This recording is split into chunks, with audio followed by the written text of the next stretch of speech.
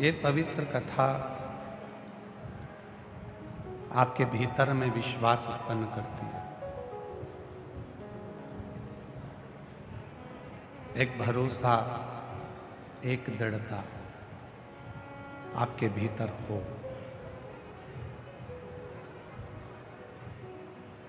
और विश्वास केवल एक ऐसा है जो परमात्मा को भी हमारे लिए पृथ्वी पर लेकर आ सकता है।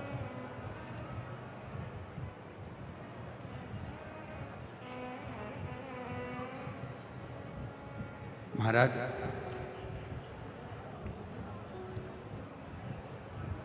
पत्थर मूर्ति बनाता है,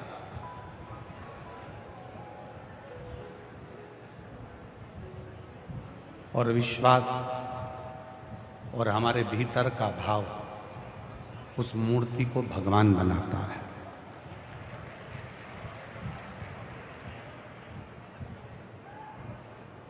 ये ठीक है, इधर वाला ठीक है, इधर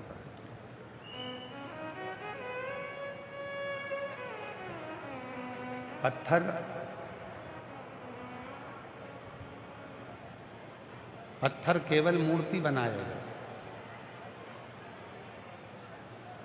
पर उस मूर्ति में भाव, उस मूर्ति में विश्वास, उस मूर्ति को भगवान बना देता।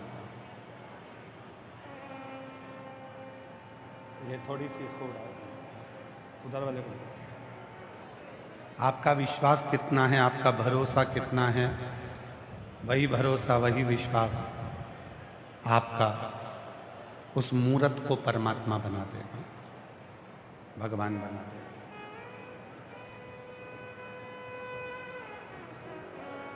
कई लोग कहते हैं कि गुरुजी, क्या घर के पास में मंदिर में जाना जरूरी है जल चढ़ाने के लिए, एक लोटा जल चढ़ाने के लिए? हम कहते हैं कि जल तो आप घर में भी चढ़ा सकते हो। एक लोटा जल अपने घर में भी, जो शिवलिंग है, भगवान शंकर का शिवलिंग विराजमान है, उसको चढ़ा सकते हो। पर जब हम अपने घर से लोटा भरकर जल लेकर निकलते हैं तो अपने घर के 3 दोष केवल जल लेकर निकलने में ही शांत हो जाते हैं।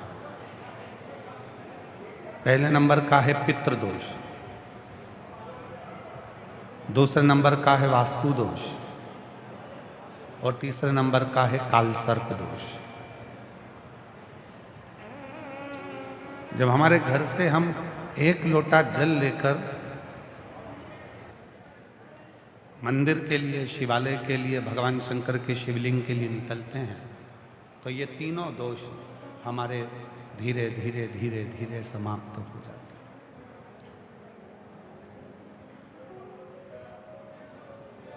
जो वास्तु पर भरोसा करते हैं, हम उनको भी प्रणाम करते हैं। जो काल सर्प दोष पर भरोसा करते हैं, हम उनको भी प्रणाम करते हैं। जो पितृ दोष पर भरोसा करते हैं, हम उनको भी प्रणाम करते हैं। हम प्रणाम सबको करते हैं।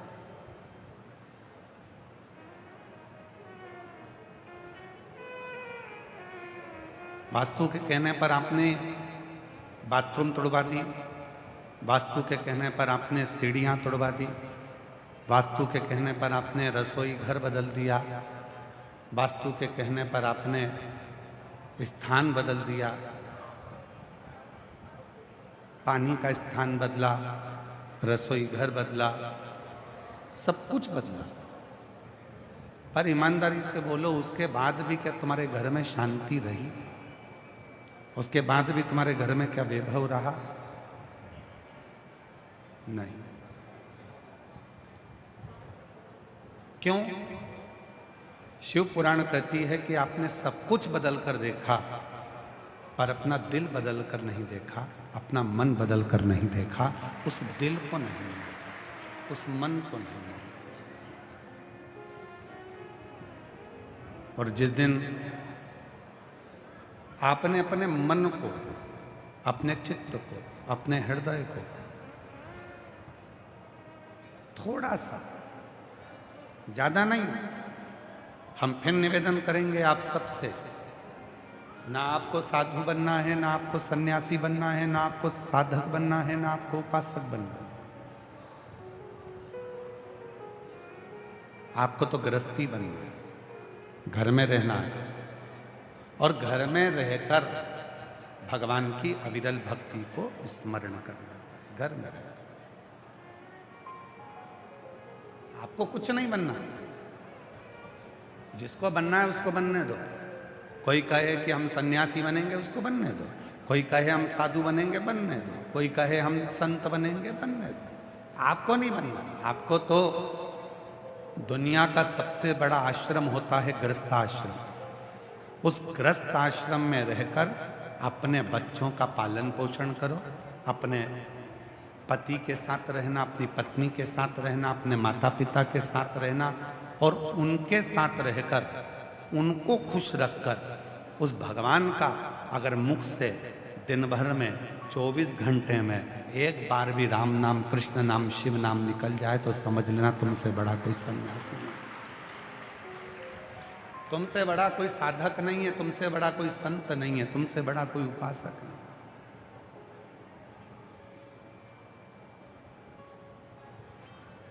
संत बनना सरल है पर गृहस्थी बनना कठिन है।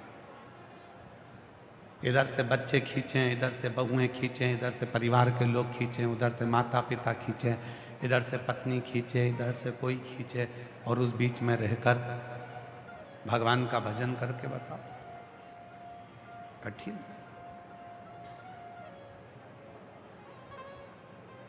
हम तो भीलवाड़ा की इन माताओं को, जीजियों को, जीजाओं को, मेरी बेटियों को, बेटाओं को, मेरे बुजुर्ग माँ बाप को धन्यवाद देता हूं।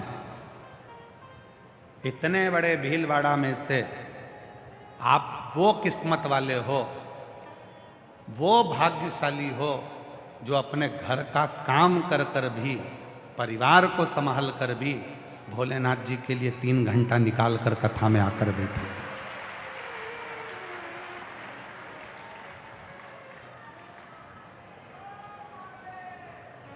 आप वो किस्मत वाले हो, आप वो भाग्यशाली हो।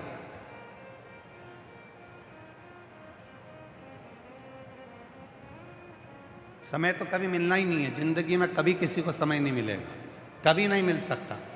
आखिरी में प्राण छोड़ोगे तब भी कहोगे कि थोड़ा सा और काम करो। मरते दम तक भी सही आपको समय नहीं मिलेगा।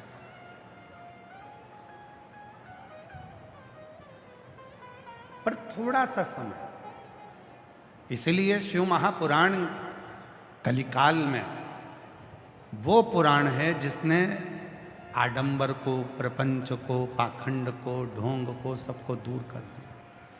इसने केवल एक काम करा, तुमसे भगवान का नाम मुख से निकले ना निकले, 1 लोटा जल भरो, घर से लेकर शिव के दरवाजे चलो, शंकर के मंदिर में जाकर शिवलिंग पर 1 लोटा जल चढ़ाओ, अपने दिल की बात अपने महादेव को कहो और 1 लोटा जल सारी समस्या का हल।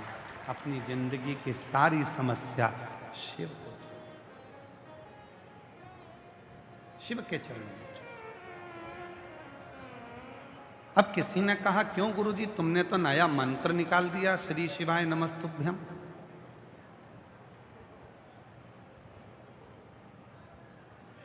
क्या मतलब होता है श्री शिवाय नमस्तुभ्यम का? शिव जी के चरणों को मैं प्रणाम करता हूं, शिव को प्रणाम करता हूं, शिव को प्रणाम।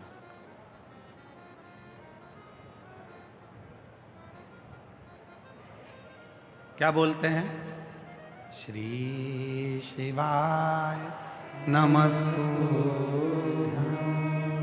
श्री शिवाय नमस्तुभ्यम, श्री शिवाय नमस्तुभ्यम, श्री शिवाय नमस्तुभ्यम। ओम नमः शिवाय का मतलब क्या है? शिव जी को मैं प्रणाम करता हूं, ब्रह्मांड के रचनाकर्ता को मैं प्रणाम करता हूं। नमः शिवाय का मतलब क्या है? शिव को मैं प्रणाम करता हूं। शिव को मैं नमन करता। श्री शिवाय नमस्तुभ्यम का मतलब क्या है? शिव को मैं प्रणाम करता हूं, नमन करता।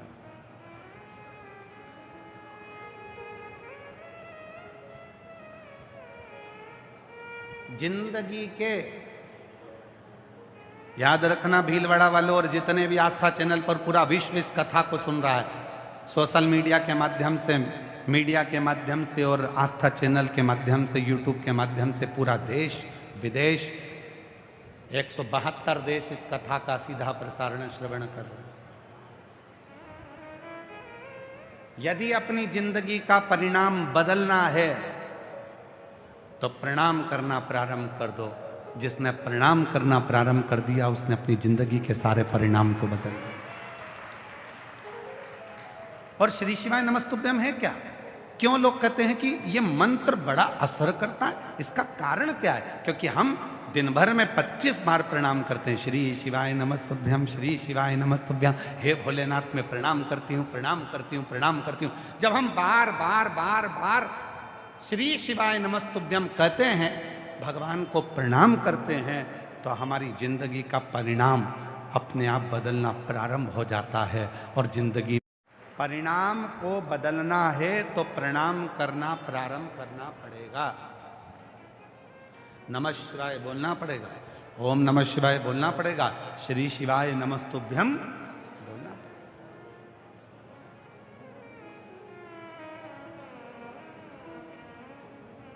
प्रणाम करें। और महादेव नमन चरणों में। मेरी जीजियां सब बोलेंगे, मेरे जीजा जितने बैठे हैं, मेरे बेटी बेटा जितने मेरे बुजुर्ग माँ बाप बैठे हैं, सब बोलें साथ में। ओम महादेव नमन चरणों में स्वीकार कीजिए, सबका किया है मेरा भी उद्धार कीजिए, उद्धार कीजिए। हे त्रिपुंडधारी, हे त्रिशूलधारी, हे त्रिपुंडधारी, हे त्रिशूलधारी। चरणों में तेरे बाबा जी पावन है चारों धाम। चरणों में तेरे बाबा जी पावन है चारों धाम। तेरी देव करते वंदना, पूजे है सीताराम। तेरी देव करते वंदना, पूजे है सीताराम।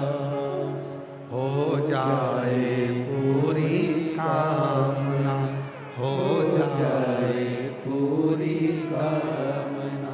उपकार कीजिए, सबका किया है मेरा भी उद्धार कीजिए, उद्धार कीजिए।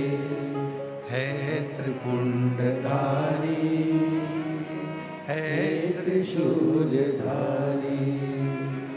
है त्रिपुंडधारी, है त्रिशूलधारी। प्रणाम परिणाम को बदल देता है।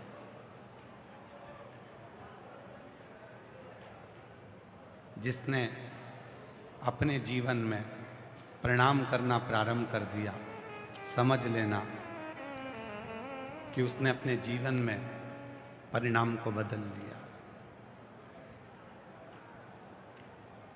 क्यों करते हैं हम भगवान शिव की पूजन?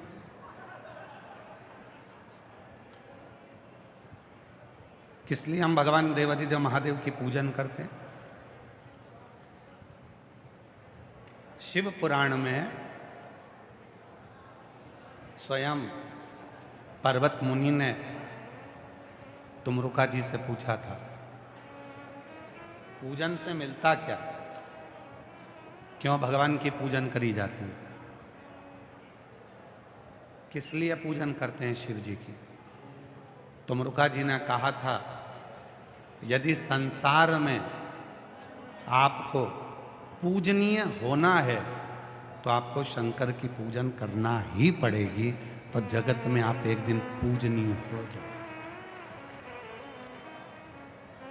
पूजन करो पूजनीय होगे, आदर करो तो आदरणीय होगे। कोई शिव भक्त मिले और उस शिव भक्त का आपने आदर करा, सम्मान करा, कोई शंकर की आराधना साधना करने वाला मिले, उसका यदि आपने आदर कर लिया तो आप आदरणीय हो जाए। 3 दोष एक लोटा जल चढ़ाने से समाप्त हो जाते हैं। 3 दोष। एक लोटा जल चढ़ाने से 3 दोष समाप्त हो जाते हैं। पहला है वास्तु दोष। कितना भी घर में वास्तु दोष हो, सब कुछ बदल कर देख लिया, अब कुछ मत करो, एक लोटा जल शिव जी को चढ़ाना प्रारंभ करो। शंकर भगवान वास्तु के देवता हैं। जल चढ़ाओगे, जल चढ़ाना पड़ा।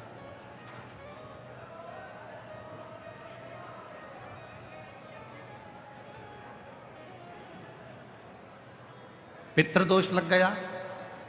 किसी ने कहा कि तुम्हारे घर में पितृदोष है, बहुत कष्ट है, बहुत परेशानियां चल रही हैं, बहुत दुख है। 1 रुपये कमाओ, 1.25 रुपये खर्च हो रहा है, घर में कोई ना कोई बीमार पड़ा हुआ है। किसी ने कहा पितृदोष लग गया। पितृदोष लग गया। वास्तु के देव हैं शिव, पितरों के देव हैं शिव।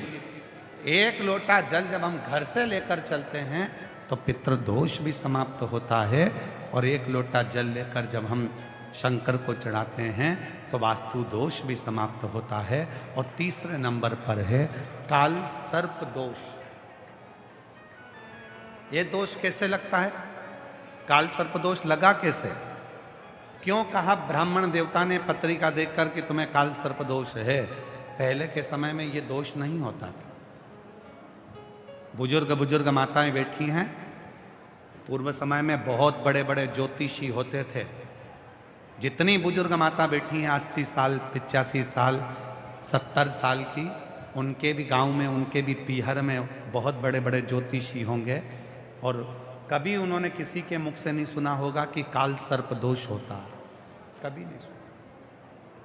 अभी अभी एक दोष चालू हुआ जिसको कहते हैं काल सर्प दोष।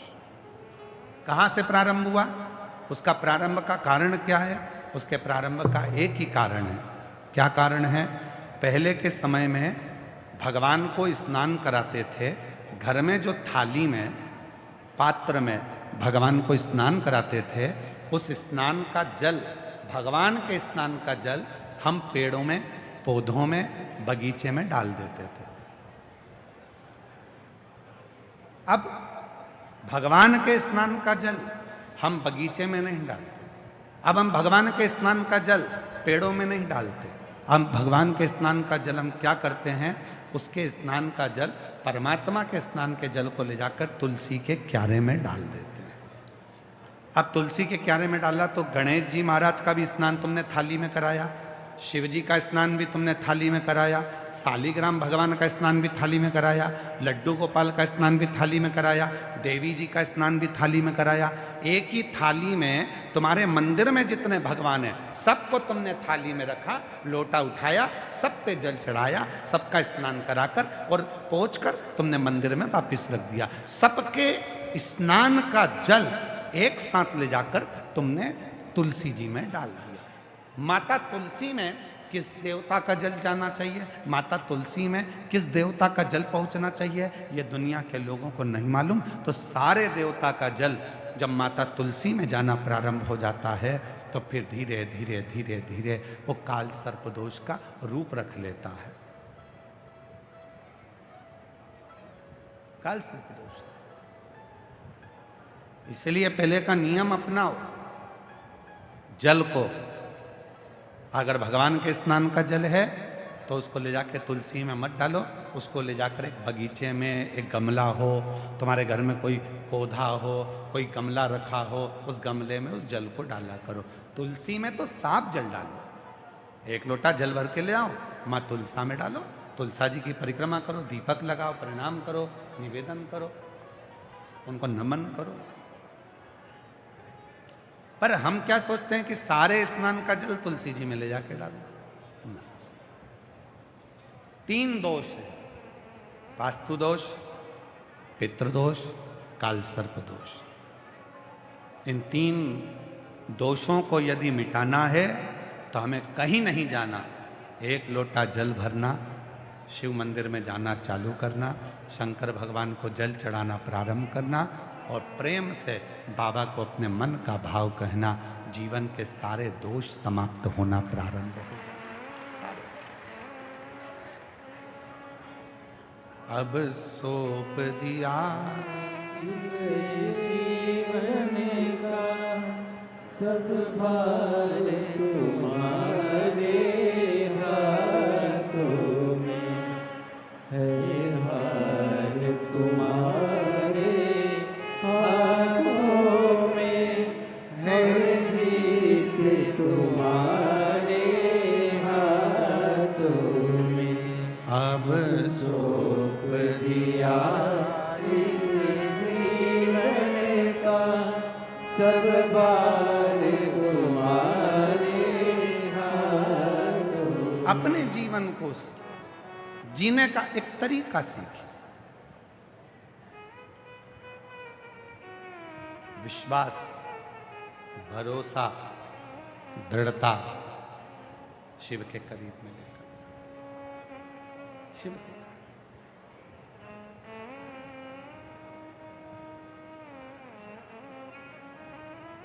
कितनी भी अच्छी मूर्ति बना लो, कितनी भी जोरदार मूर्ति का निर्माण कर लो, उसमें भगवान कब आएगा? जब आपका भाव बढ़ जाएगा। उस मूर्ति में भगवान कब आएगा? जब तुम्हारा भाव बढ़ेगा। नहीं तो मूर्ति वो पत्थर की मूर्ति ही कहलाएगी। भाव बढ़ाओ। हम हमारे भीतर के भाव को तो बढ़ाते ही नहीं।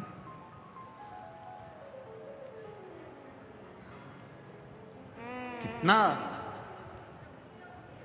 मौसी सास आई तो तुम उसको भाव से प्रणाम कर रही हो, मौसी सास को नमन कर रही हो। मामी सास आई तो उनको भी, खम्मा घड़ी साहब, उनको भी प्रणाम कर रही हो, उनको भी नमन कर रही हो।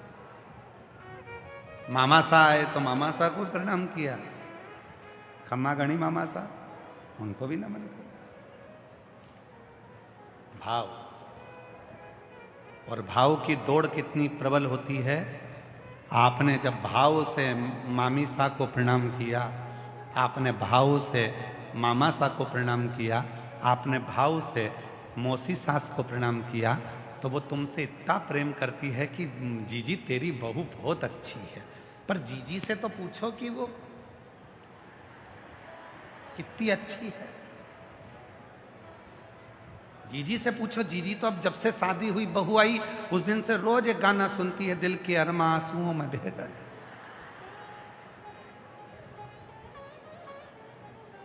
मेरे छोरे को उसके ससुराल वाले ले गए, दिल के अरमा आंसुओं में बह गए। उससे पूछो क्यों? बहू का भाव मासी में है, मासी का भाव बहू में है, मामी का भाव बहू में है, बहू का भाव मामी में है, सास का भाव बहू में नहीं है और बहू का भाव सास में नहीं है। इसलिए वो सास मां नहीं बन पा रही है, वो सास दिल में नहीं बैठ पा रही है। पत्थर की मूर्ति पत्थर की ही रहेगी, और जिस दिन तुम्हारे दिल में उस पत्थर की मूर्ति के प्रति भाव उत्पन्न हो जाएगा, उसी दिन वो पत्थर की मूर्ति भगवान बन जाएगी, उसी दिन वो श्रेष्ठ होगा। भाव, कितना भाव है। शिव महापुराण के इतने सारे श्रोता कथा को सुनने के लिए लाखों की संख्या में आए। 1 2 3 4 5 पंडाल लगे हैं, पीछे एक बड़ा पंडाल और लगा है, 6 पंडाल लगे हैं। 6 पंडाल में पांव रखने की जगह नहीं है। कोई इनसे पूछे क्यों आए हो तुम लोग कथा सुनने के लिए, तो कहेंगे बाबा सुनता है। कथा सुनना, मिट्टी को प्रणाम करना आरती कर कर जब यहाँ से जाना, उस मिट्टी को नमन कर कर अपने दिल की बात कहकर जाना, तो बाबा 3 महीने में झोली खुशियों से भर देता है। भाव है तो भगवान को भी आना पड़ेगा। एक कथा आती है शिव महापुराण की, बड़ी सुंदर कथा है। महाराज एक ऋषि हुए व्याघ्रपाद,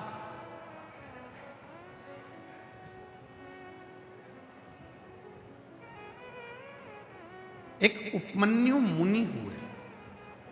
उपमन्यु मुनि के पिता ऋषि व्याघ्रपाद हुए।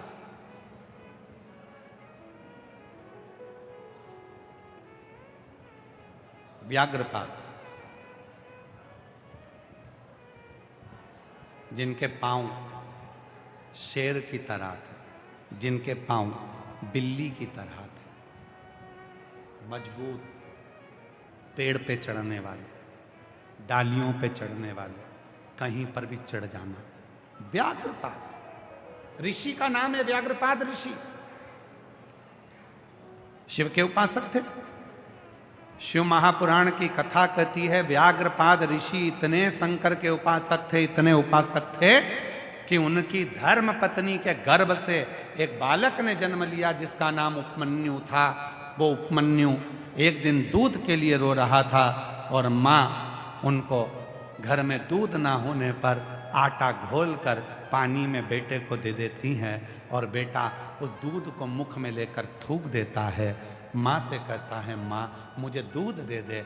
माँ के पास में दूध नहीं था तो माँ ने कहा दूध तो एक ही देवता के पास है और वो देव अधिदेव महादेव हैं, तो उनका भजन कर, तुझे दूध प्राप्त हो जाए, तुझे उनका दूध प्राप्त हो जाए।